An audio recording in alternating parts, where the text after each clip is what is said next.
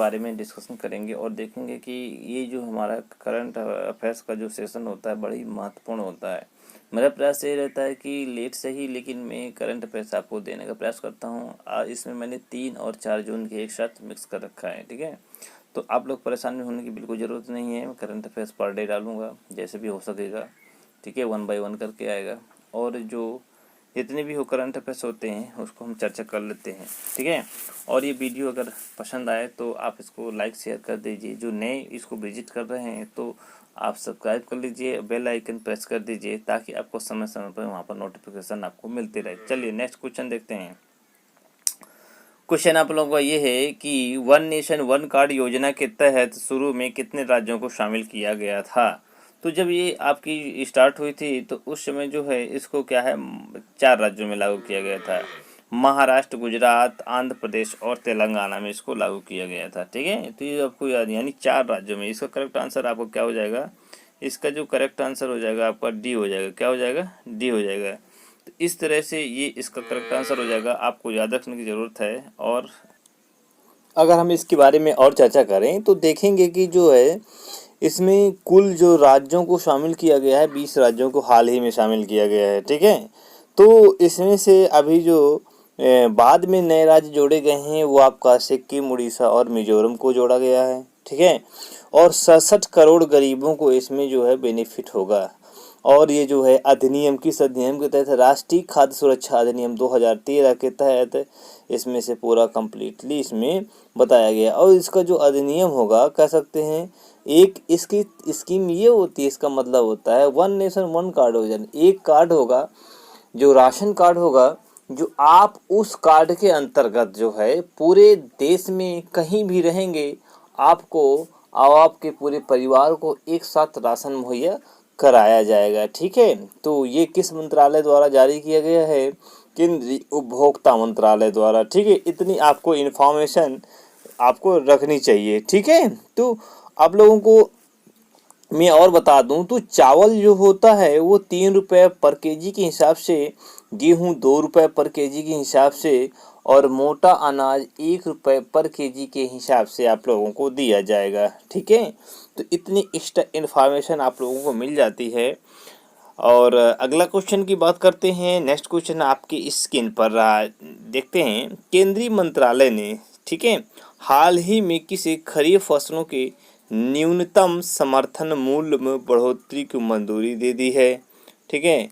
तो इसमें देखना है कि किसके अंतर्गत जो है इसने मंजूरी प्रदान की है ताकि आप लोगों को समय समय पर, ठीक है। तो इसमें जो होगा आपका कितने होता है, यानी कह सकते हैं कि इसके अंतर्गत जो होगा 14, ठीक है, 14 खरीफ फसलों के लिए। तो इन्होंने कितने खरीफ फसलों के न्यूनतम समर्थन मूल्य में बढ़ोतरी की है, तो 14 की है, ठीक है। तो इतना आपको यहाँ पर इससे फैक्ट्री बाद में याद रखना पड़ेगा।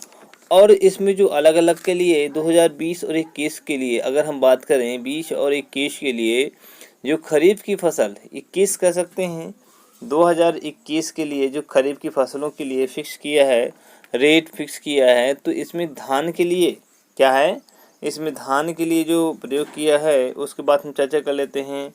धान के लिए कितना व्यक्त किया है, धान के लिए उन्होंने कहा है कि हम आपको 1868 कितना 1868 रुपये प्रति कुंतल के हिसाब से, ठीक है।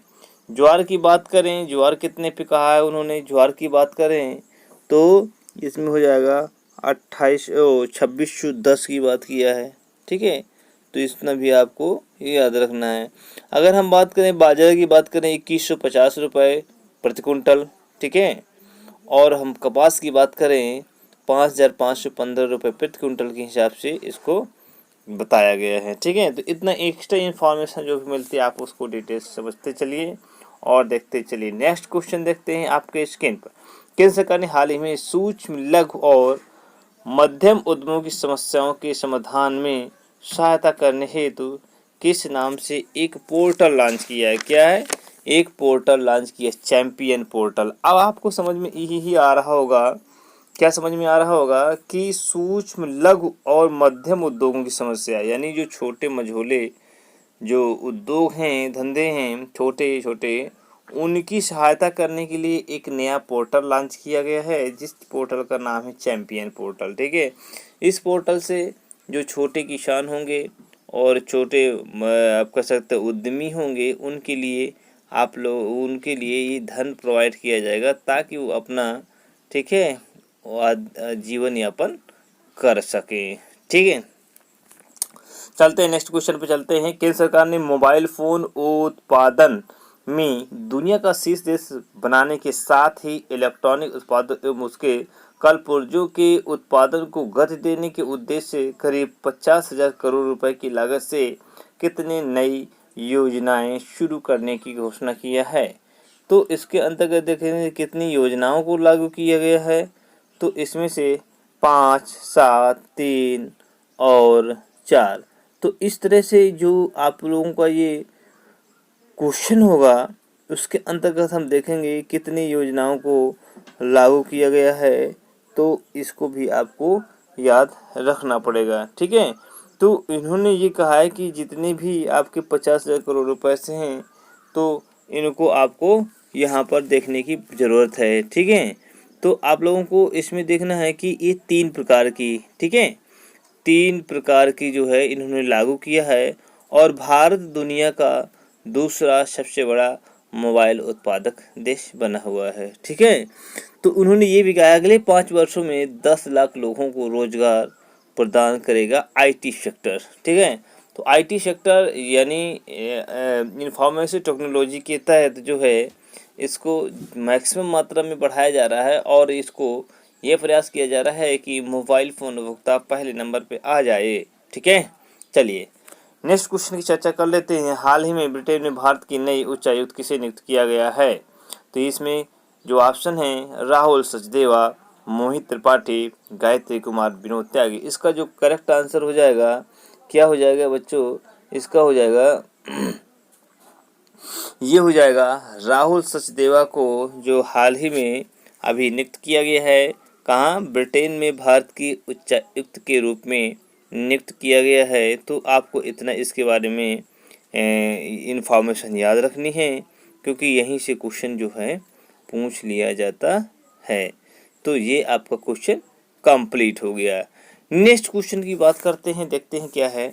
हाल ही में किस युवा महिला क्रिकेट खिलाड़ी को अर्जुन अवार्ड के लिए नामित किया गया है। दीप्ति शर्मा, स्मृति मंधाना, पूनम यादव, राधा यादव। तो इसमें आपका दीप्ति शर्मा को जो है अभी हाल ही में अर्जुन पुरस्कार के लिए नामित किया गया। अर्जुन पुरस्कार जो है 1961 से इसकी प्रारंभ हुआ था। ठीक है, और बात करते हैं 5 लाख रुपए की राशि प्रदान की जाती है, एक प्रशस्ति पत्र और एक कांस्य अर्जुन की मूर्ति इसमें प्रदान की जाती है। तो आपको इतना भी याद रखना है। चलिए, हाल ही में किस चक्रवाती तूफान के वजह से महाराष्ट्र एवं गुजरात में अलर्ट जारी किया गया है। अम्फान, कैटरीना, ओखी, निसर्ग। निसर्ग नाम का एक तूफान जो आया है वो आपके महाराष्ट्र और गुजरात, कहाँ पर, महाराष्ट्र और गुजरात में तबाही मचा दी है। ठीक है, तो इसमें याद रखना मुंबई के अलीबाग तट पर पहुंचा है। ठीक है, और 120 किलोमीटर प्रति घंटा की स्पीड से चल रहा है, जो कि भारी मात्रा में, इससे पहले जो भी तूफान आंधी, ये जितने भी तूफान आए थे उतना तबाही नहीं पहुंचाए थे, वो समुद्र में ही रह जाते थे। लेकिन ये जो आया है वो अलीबाग तट पर अत्यधिक जो है प्रभावित किया है, इसलिए ये चर्चा का विषय बना हुआ है। नेक्स्ट क्वेश्चन आप चर्चा करते हैं, विश्व पाचन स्वास्थ्य दिवस कब मनाया जाता है। विश्व पाचन स्वास्थ्य 29 मई, 15 मार्च, 10 अप्रैल और 12 जून को। ठीक है, तो इसमें देखेंगे कि 29 मार्च को, कब, 29 मई को जो है विश्व पाचन दिवस के रूप में मनाया जाता है। इतना भी आपको यहाँ पर याद रखना है। ये जो आपका दिया हुआ है यानी पाचन से संबंधित, डाइजेशन से संबंधित जितने भी प्रोसेस होते हैं ये WHO के द्वारा ये सब चीज़ें घोषित की जाती हैं। जितना भी होता है स्वास्थ्य से संबंधित होता है तो WHO ही हम लोगों का हेल्प करते हैं। इसका करेक्ट आंसर ये हो जाएगा, इतना आपको यहाँ पर याद रखना पड़ेगा। नेक्स्ट क्वेश्चन है, आज का क्वेश्चन आपके लिए, विश्व पर्यावरण दिवस कब मनाया जाता है। मैंने इसको जीके क्वेश्चन लिया है। ये आपके तीनों क्वेश्चन दिए हुए, सभी दिए हुए हैं। 5 जून, 22 जुलाई, 11 जुलाई और 12 अगस्त। तो मुझे कमेंट बॉक्स में आपकी इन प्रश्नों का इंतज़ार रहेगा। आप लोग इसको, अगर ये वीडियो पसंद आए तो लाइक शेयर सब्सक्राइब ज़रूर करिए और इसको बेल आइकन प्रेस कर दीजिए ताकि समय समय पर आपको नोटिफिकेशन भी मिलती रहे।